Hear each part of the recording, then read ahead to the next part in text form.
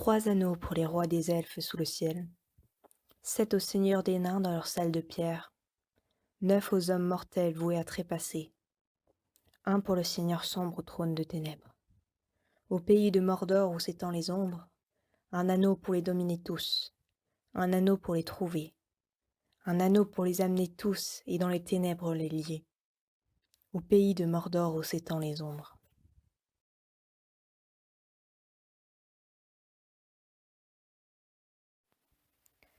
Le Seigneur des Anneaux par J.R.R. Tolkien. Prologue. À propos des hobbits. Ce livre est en grande partie consacré aux hobbits, et le lecteur pourra découvrir dans ces pages une bonne part de leur caractère et un peu de leur histoire. D'autres informations se trouvent également dans l'extrait du livre rouge de la Marche de l'Ouest, déjà publié sous le titre Le Hobbit.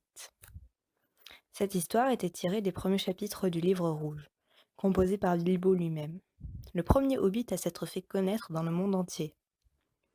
Histoire qu'il intitula Un aller et retour, puisqu'elle racontait son voyage dans l'Est et son retour à la maison, une aventure qui finit par entraîner tous les hobbits dans les grands événements de cet âge dont il sera ici question. Mais de nombreux lecteurs voudront peut-être, d'entrée de jeu, en savoir davantage au sujet de ce peuple remarquable, tandis que d'autres pourraient ne pas posséder le précédent livre. C'est pourquoi nous rassemblons ici quelques notes sur les points les plus importants tirés de la tradition hobbit, et nous rappelons brièvement la première aventure. Les hobbits sont un peuple longtemps passé inaperçu, mais néanmoins très ancien, plus nombreux autrefois qu'il ne l'est aujourd'hui, car ils aiment la paix, la tranquillité et une bonne terre au long labour. Rien ne leur convenait mieux qu'une campagne bien ordonnée et bien cultivée. Ils ne comprennent pas et n'ont jamais compris ni aimé les machines plus compliquées qu'un soufflet de forge, un moulin à eau ou un métier à tisser rudimentaire, bien qu'ils aient su manier les outils avec habileté. Même aux temps anciens, ils étaient généralement très réservés avec les grandes gens, comme ils nous appellent. Et de nos jours, ils nous évitent avec effroi et deviennent difficiles à trouver. Ils ont l'ouïe fine et l'œil perçant. Et s'ils ont tendance à l'embonpoint et ne se pressent jamais sans nécessité, ils se montrent néanmoins beaucoup d'agilité et d'adresse dans leurs mouvements. Ils ont toujours été doués dans l'art de disparaître rapidement et sans bruit, quand de gros pâteaux qu'ils ne souhaitent pas rencontrer s'aventurent de leur côté. Et cet art, ils l'ont perfectionné à tel point qu'ils peuvent paraître magiques aux yeux des hommes. Mais les hobbits n'ont, en fait, jamais étudié de magie d'aucune sorte, et leur nature insaisissable n'est due en réalité qu'à l'habileté professionnelle de l'hérédité et de l'expérience. De même qu'une étroite union avec la terre ont rendu inimitable pour d'autres races plus gauches et plus lourdes.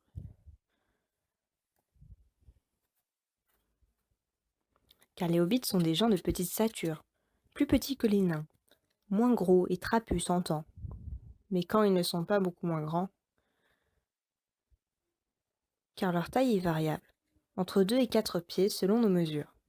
De nos jours, ils atteignent rarement 3 pieds, mais les hobbits ont rapetissé, disent-ils, et anciennement, ils étaient plus grands. Selon le livre rouge, Bandobras Touk Fiertoro, fils d'Izumbras III, mesurait 4 pieds et 5 pouces et pouvait monter à cheval. Dans toutes les chroniques hobbits, il ne fut surpassé que par 2 célèbres personnages de jadis. Mais cette étrange histoire sera abordée dans le présent livre. Quant aux hobbits du comté, dont il est question dans ces récits, au jour de leur prospérité et de leur paisible existence, c'étaient de joyeuses gens. Ils s'habillaient de couleurs vives, avec une préférence marquée pour le jaune et le vert. Mais ils portaient rarement des chaussures, leurs pieds ayant la plante dure comme le cuir, et étant recouverts d'un épais poil brun et très frisé, semblable à leur chevelure, laquelle était généralement brune. Ainsi, le seul métier qu'ils ne pratiquaient pas couramment était la cordonnerie. Mais ils avaient de longs doigts habiles, et pouvaient fabriquer bien d'autres choses utiles et belles. Leur visage était d'ordinaire plus enjoué que joli, large avec des yeux brillants, des joues rouges et une bouche qui se prêtait volontiers au rire, au manger et au boire. Et pour ce qui était de rire, de manger et de boire, ils le faisaient souvent, et avec entrain, ne déniant pas une bonne plaisanterie, et 6 repas par jour quand ils le pouvaient. Ils étaient accueillants et adoraient les fêtes, ainsi que les cadeaux qu'ils offraient sans compter et acceptaient sans se faire prier. Il semble en effet, même s'ils se sont beaucoup éloignés par la suite, que les hobbits nous sont apparentés. Ils sont bien plus proches de nous que les elfes ou même les nains. Jadis, ils parlaient la langue des hommes, à leur manière, et avaient à peu près les mêmes goûts et les mêmes aversions que les hommes. Mais il n'est plus désormais possible de découvrir la nature exacte de cette parenté. L'apparition des hobbits remonte à très loin, aux jours anciens qui sont aujourd'hui perdus et oubliés. Seuls les elfes conservent encore des chroniques de cette époque disparue, et leurs traditions concernent presque entièrement leur propre histoire, dans laquelle les hommes apparaissent rarement, et les hobbits ne figurent pas du tout. Or, il apparaît que des hobbits vivaient depuis maintes longues années en Terre du Milieu, longtemps avant que les autres peuples ne soient même avisés de leur paisible existence. Et le monde étant, après tout, peuplé de créatures étranges en quantité innombrable, ces gens de petite stature ne semblaient revêtir que peu d'importance. Mais du temps de Bilbo et de Frodo son héritier, ils acquièrent soudainement, sans l'avoir cherché, une importance et une renommée hors du commun, et troublèrent les conseils des sages et des grands. Cette époque, le troisième âge de la Terre du Milieu, est révolue depuis longtemps, et la forme des terres est aujourd'hui complètement changée. Mais les régions où vivaient alors les hobbits étaient sans nul doute celles où ils subsistent encore de nos jours. Le nord-ouest du vieux continent, à l'est de la mer. De leur pays d'origine, les hobbits du temps de Bilbo ne savent plus rien. Le goût du savoir, autre que généalogique, est loin d'être répandu chez eux. Bien qu'il y ait encore quelques individus de familles plus anciennes pour étudier leurs propres livres d'histoire, et même les relations de pays et d'époques reculées qu'ils recueillaient auprès des elfes, des nains et des hommes, leurs propres archives ne commençaient qu'après la colonisation du comté, et leurs plus anciennes légendes ne remontaient guère plus loin qu'à leurs jours d'errance. Il apparaît néanmoins, à la lumière de ces légendes et de ce que nous apprennent leurs vocables particuliers et leurs coutumes distinctives, que dans leur lointain passé, comme bien d'autres peuples, les hobbits s'étaient déplacés vers l'ouest. Leurs contes les plus anciens semblent laisser entrevoir une époque où ils vivaient dans les vallées supérieures de l'Anduin, entre l'orée de Verbois-le-Grand et les montagnes de Brume. On ne sait plus aujourd'hui pourquoi ils ont entrepris la dure et périlleuse traversée des montagnes jusqu'en Eriador. Leur propre récit faisait état de la prolifération des hommes dans le pays, et du nombre tombé sur la forêt, de sorte qu'elle s'enténébra et prit le nom de Grand-Peur. Avant la traversée des montagnes, les hobbits s'étaient déjà scindés en 3 espèces quelque peu différentes. Les pieds velus, les forteaux et les peaux blêmes. Les pieds velus étaient plus bruns, de peau, plus petits et plus courts, et ne portaient ni barbe ni bottes. Leurs pieds et leurs mains étaient agiles et bien faits, et ils préféraient les montagnes et les collines. Les forteaux étaient plus larges, plus robustes, leurs pieds et leurs mains étaient plus massifs, et ils préféraient les plaines et le bord de rivières. Les peaux-blêmes avaient le teint et les cheveux plus pâles, et ils étaient plus grands et plus minces que les autres. Ils aimaient les arbres et les terres boisées. Les pieds velus côtoyaient beaucoup les nains autrefois, et vécurent longtemps sur les contreforts des montagnes. Ils migrèrent très tôt vers l'ouest et parcourirent l'Eriador jusqu'à Montauban, pendant que les autres habitaient encore la contrée sauvage. Cette variété était, sans aucun doute, la plus ordinaire et la plus représentative du peuple hobbit, et de loin la plus nombreuse. Les pieds velus étaient les plus enclins, c'est-à-dire à rendre un lieu précis, et furent ceux qui conservèrent le plus longtemps leur habitude ancestrale d'habiter dans des tunnels et des trous. Les forteaux s'attardèrent longtemps sur les rives du grand fleuve Anduin, et se cachaient moins des hommes. Ils passèrent à l'ouest des montagnes après les pieds velus, suivant le cours de la Buyande d'eau vers le sud. Et là, nombre d'entre eux vécurent longtemps entre Tarbad et les frontières de la Duneland avant de remonter vers le nord. Les Peaux-blêmes, les moins nombreux, étaient une branche nordique. Ils étaient en meilleurs termes avec les elfes que n'étaient les autres hobbits, plus doués pour les langues et les chansons que pour le travail manuel. Et autrefois, ils préféraient la chasse au labour. Traversant les montagnes au nord de Fendenval, ils descendirent la rivière Fongrège. En Eriador, ils se mêlèrent bientôt aux autres groupes qui les avaient précédés. Mais comme ils étaient un peu plus hardis et aventureux, il n'était pas rare de les voir assumer un rôle de meneur ou de chef dans les clans de Pieds-Velus et de Forteaux. Même au temps de Bilbo, une forte ascendance problème se remarquait encore dans les grandes familles, notamment chez les Touques et les maîtres du pays de Bouc. En Eriador, ces terres de l'Ouest comprises entre les montagnes de Brume et les montagnes de Lune, les hobbits trouvèrent tant des hommes que des elfes.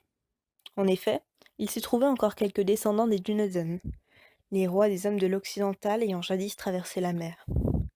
Mais leur nombre diminuait rapidement, et les terres de leur royaume du Nord devenaient partout désertes. Il y avait amplement assez de place pour accueillir de nouveaux venus, et les hobbits ne tardèrent pas à s'établir en communautés ordonnées.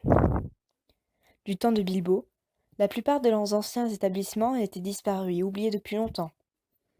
Mais l'un des premiers à devenir un bourg d'importance subsistait encore, sans toutefois être aussi vaste que le passé. Il se trouvait à Brie, et dans le bois de chêne tout autour, à quelques 40 milles à l'est du comté. Ce fut sans doute à cette époque reculée de leur histoire que les hobbits apprirent à lire et à écrire à la manière des Dunedain, lesquels avaient appris cet art des elfes longtemps auparavant. À cette même époque, ils oublièrent toutes les langues qu'ils avaient pu parler jusque-là, et employèrent dès lors leur parler commun, appelé occidentalien, qui était en usage dans tout le territoire des rois, de l'Arnor au Gondor, et le long de toutes les côtes de la mer, du Bel Falas au golfe de Lune. Et ils conservèrent néanmoins quelques mots à eux, ainsi que leurs propres appellations des mois et des jours, et bon nombre de mots et de prénoms hérités du passé. Pour les hobbits, c'est aux alentours de cette époque que s'arrête la légende et que commence l'histoire avec un compu des années. Car ce fut en l'an 1601 du troisième âge que les frères Marchot et Blanco des Problèmes partirent de Brie et en ayant obtenu l'autorisation du grand roi de Fornost. Ils traversèrent le fleuve Baranduin aux eaux brunes avec une grande suite de hobbits. Ils franchirent le pont des Arcs en pierre, construit au fait de la puissance du royaume du Nord, et prirent toutes les terres situées au-delà pour s'y établir, entre le fleuve et le coteau du lointain. On leur demandait simplement d'entretenir le grand pont, ainsi que tous les autres ponts et routes, d'accorder libre passage aux messagers du roi et de reconnaître sa souveraineté. C'est alors que commença le comput du comté, car l'année de la traversée du Grand Divin, ainsi qu'on transforma ce nom chez les hobbits, devint l'an 1 du comté, toutes les autres dates étant comptées à partir de celle-ci. Les hobbits de l'Ouest tombèrent aussitôt amoureux de leur nouveau pays. Ils y demeurèrent et bientôt disparurent une fois de plus de l'histoire des hommes et des elfes. Tant qu'il y eut un roi, ils restèrent en principe ses sujets, même si en réalité ils étaient gouvernés par leur propre chef, et ne prenaient aucune part aux événements du monde extérieur. Lors de la dernière bataille à Fornost contre le sire sorcier de Langmar, ils envoyèrent des archers au secours du roi, ou du moins l'ont-ils affirmé, bien qu'aucun récit des hommes n'en fasse état. Mais au terme de cette guerre, le royaume du Nord prit fin, après quoi les hobbits s'approprièrent les terres et se choisirent un Thane parmi leurs chefs pour exercer l'autorité du roi qui n'était plus là. Là, pendant un millénaire, ils furent peu inquiétés par les guerres. Ils prospérèrent et se multiplièrent après la grande peste, 37 du comput du comté, jusqu'au désastre du long hiver, suivi d'une importante famine. Plusieurs milliers d'habitants périrent alors, mais à l'époque de ce récit, les jours de disette, 1158-1160, n'étaient plus qu'un lointain souvenir, et les hobbits s'étaient de nouveau habitués à l'abondance. Leur terre était hospitalière et prodigue de ses richesses, car bien que désertée depuis longtemps lorsqu'ils y arrivèrent, elle avait été bien cultivée auparavant, du temps où les rois y avaient de nombreuses fermes, champs de blé, vignobles et terres boisées. Elle s'étendait sur 40 lieues, des coteaux du lointain jusqu'au pont de Brandivin, et en faisait 50 depuis les landes du nord jusqu'aux marécages du sud. Les hobbits l'appelèrent le comté, c'est-à-dire la région où s'exerçait l'autorité de leur Thane, un lieu d'affaires bien ordonné, et là, dans cette agréable partie du monde, ils s'affairèrent à vivre leur vie bien ordonnée, et ils firent de moins en moins attention au monde extérieur où de sombres choses évoluaient, si bien qu'ils finirent par croire que la paix et l'abondance étaient la norme en terre du milieu, un droit pour tous les gens de bon sens. Ils oublièrent le peu qu'ils avaient jamais su au sujet des gardiens, ou décidèrent d'en faire fi, négligeant les efforts de ceux qui assuraient la longue paix du comté. Dans les faits qu'ils étaient protégés, mais ils avaient cessé d'en s'en souvenir. Jamais il n'y eut de hobbits d'aucune sorte au tempérament guerrier, et jamais les hobbits ne s'étaient battus entre eux. Autant jadis, ils avaient bien sûr été forcés de se battre pour survivre dans un monde cruel. Mais du temps de Bilbo, c'était de l'histoire très ancienne. De leur dernière bataille avant le début de ce récit, la seule d'ailleurs à s'être déroulée à l'intérieur des frontières du comté, il ne restait plus aucun témoin vivant. Il s'agit de la bataille des Champs Verts, en 1147 du comté, au cours de laquelle Brando Bras Touk mit une invasion d'orques en déroute. Même les saisons s'étaient adoucies et les loups chasseurs, qui autrefois descendaient du nord lors de rudes hivers blancs, n'étaient plus qu'une histoire racontée aux enfants. Ainsi, bien qu'il y eût encore une provision d'armes dans le comté, elle servait surtout de trophée, ornant les cheminées et les murs des habitations, ou encore les salles de musée, de grandes creusées. On l'appelait la maison des Matoms, car tout ce pourquoi les hobbits n'avaient pas d'usage immédiat, mais qu'ils ne voulaient pas jeter, était pour eux un matom. Leur demeure avait tendance à s'encombrer de matoms. Et nombre des cadeaux qui s'échangeaient de main en main étaient de cette sorte. Ce peuple, malgré le confort et la paix dont il jouissait, conservait une singulière endurance. Car les hobbits ne se laissaient pas facilement abattre ou tuer, quand les choses en arrivaient là.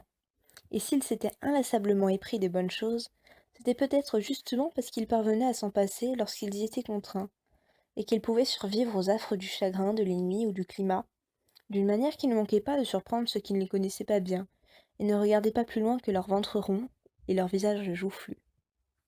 Lents à la querelle, et ne tuant aucune créature vivante pour le plaisir de la chasse, ils se montraient néanmoins vaillants quand ils étaient acculés, et savaient encore manier les armes en cas de nécessité. Ils tiraient bien à l'arc, car ils avaient la vue perçante et une bonne visée, non seulement à l'arc et les flèches. Quand un hobbit ramassait une pierre, il était conseillé de se mettre rapidement à couvert, comme le savaient fort bien les bêtes qui s'aventuraient sur la propriété. Tous les hobbits vivaient à l'origine dans les trous creusés ou même le sol, ou du moins le croyaient-ils, et c'est dans ce genre de demeure qu'ils se sentirent encore plus à l'aise. Mais au fil du temps, ils avaient dû adopter d'autres types d'habitations. En fait, dans le comté du haut temps de Bilbo, il n'y avait en règle générale que les hobbits les plus riches et les plus pauvres pour conserver l'ancienne coutume. Les plus pauvres vivaient encore dans les terriers les plus rudimentaires, qui soient, en vérité, de simples trous, avec une seule fenêtre ou même aucune, tandis que les mieux nantis se construisaient de somptueuses résidences inspirées de modestes excavations d'autrefois. Mais les sites capables d'accueillir ces grands tunnels ramifiés, ou smials, comme ils les appelaient, ne se trouvaient pas partout, et dans les plaines et les basses terres, les hobbits, à mesure qu'ils se multipliaient, avaient commencé à construire au-dessus du sol. En effet, même dans les régions vallonnées et les anciens villages, tels Hobbitville ou Togbourg, ou dans le chef-lieu du comté, Grand Creuse et les Côtes Blanches, on remarquait à présent de nombreuses maisons en bois, en briques ou en pierre. Celles-ci étaient particulièrement appréciées des meuniers, cordiers, forgerons, charrons ou autres artisans du même genre, car même lorsqu'ils avaient des trous où habiter, les hobbits avaient coutume de construire des remises et des ateliers. L'habitude de construire des fermes et des granges avait commencé, disait-on, chez les habitants de la Marèche, près du banc Grand Divin. Les hobbits de cette région, le quartier Est, étaient plutôt trapus, avec de fortes jambes, et ils portaient des bottes de nain par tambour. Mais ils étaient reconnus pour avoir beaucoup de sang fort tôt, comme en faisait foi le duvet que main d'entre eux portait au menton. Aucun pied velu ou peau blême n'avait trace de barbe. En fait, les gens de la Marèche et du pays de Bouc à l'est du fleuve, qu'ils occupèrent par la suite, arrivèrent pour la plupart tardivement dans le comté, étant venus du sud.